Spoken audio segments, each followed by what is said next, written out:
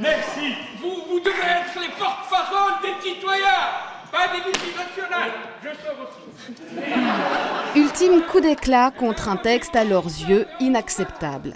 Mais ce chahut n'empêchera pas le Parlement bruxellois de voter le pacte budgétaire européen dans un climat certes un peu chargé. Il y a 2 ans qu'on sait qu'on doit voter ce traité et puis maintenant en quelques minutes, à l'arraché, sans prévision, en bousculant tous les agendas. Ce n'est pas très sérieux, c'est une très mauvaise image que Bruxelles, capitale de l'Europe, donne à l'Europe. L'issue des débats laissait peu de place au doute, même si une dizaine de députés avaient annoncé qu'ils voteraient contre.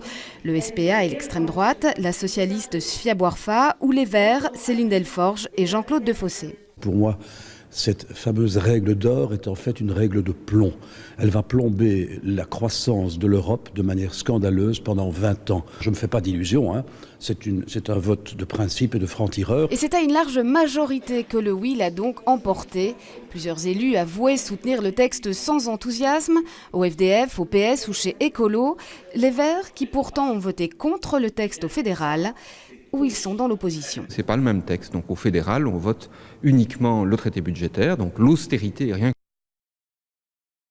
Ici, on a voté en plus un certain nombre de balises qui encadrent la mise en œuvre du traité. Le traité il est en vigueur depuis plus d'1 an, donc il est véritablement là. Et nous avons déposé avec Paul Magnette un six que nous voulons voir appliqué avec le Parti socialiste européen. Mais c'est garanti, ils n'y croient pas, les manifestants de l'Alliance D19-20, venus tenter un dernier baroud d'honneur ce matin sans trop y croire, devant les portes du Parlement bruxellois.